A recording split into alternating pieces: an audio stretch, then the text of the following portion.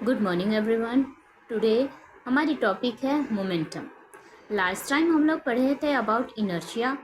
आज हम पढ़ेंगे अबाउट मोमेंटम। मोमेंटम क्या है? पहली बार हम देखेंगे इसका फॉर्मूला क्या होता है।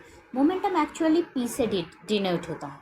मोमेंटम पी से डिनोट होता है और उसका फॉर्मूला है m/v, the product of mass and velocity.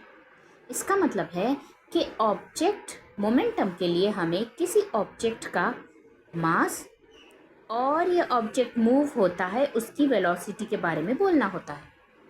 इसका मतलब है कि अगर मास छोटा है तो मोमेंटम लेस रहेगा और अगर मास बड़ा है तो मोमेंटम मोर रहेगा। वैसे ही वेलोसिटी अगर लेस है तो मोमेंटम लेस रहेगा और अगर वेलोसिटी ज़्यादा है तो मोमेंटम मोर रहेगा।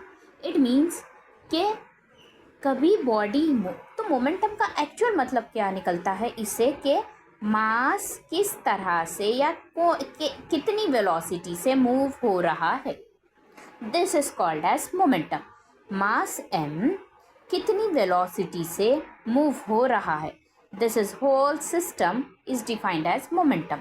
इसे हम मोमेंटम कहते हैं, राइट? जितना ज़्यादा मोमेंटम होगा उतनी ही डिफ़िकल्टी होगी उसे स्टॉप करने के लिए डिफ़िकल्ट होगा। और अगर मोमेंटम लेस रहा है तो हम ईज़िली उसे स्टॉप कर सकते हैं, ईज़िली उसे स्टॉप कर सकते हैं। इट मीन्स डैट अगर मास मतलब फॉर एग्जाम्पल के तौर पे हम पढ़ेंगे कि बाईसाइकिल है, राइट? बाईसाइकिल का मास कम होता है इसीलिए इसका मोमेंटम भी कम होगा। वैसे ही एक ट्रक है, राइट? ट्रक का मास बड़ा होता है इसीलिए उसका मोमेंटम भी कम रहेगा।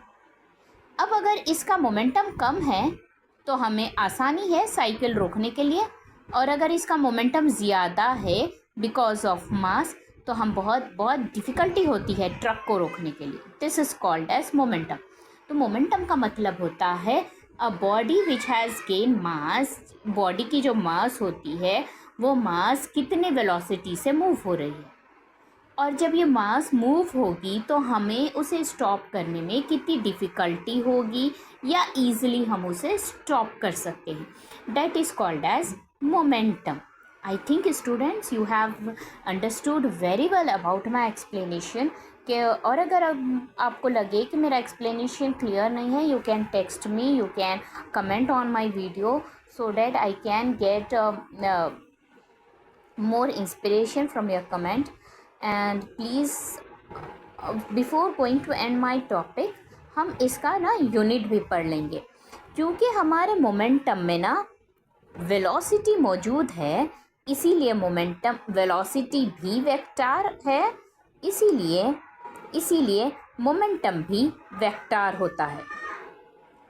क्योंकि वेलोसिटी प्रेजेंट है मोमेंटम के फॉर्मूले में और वेलोसिटी वेक्टर है तो मोमेंटम भी वेक्टर हुआ। नाउ इसी तरह अब हम ना मोमेंटम का यूनिट भी पढ़ते हैं। यूनिट है मोमेंटम का यूनिट है c। मास का यूनिट हो गया किलोग्राम और वेलोसिटी का यूनिट हो गया metre by second.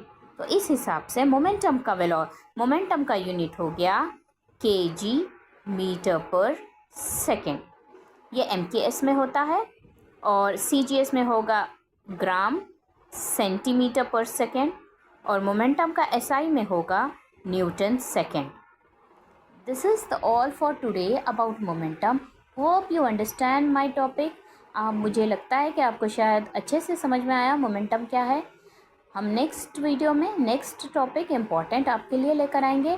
Till then please understand physics easily with physics in Urdu.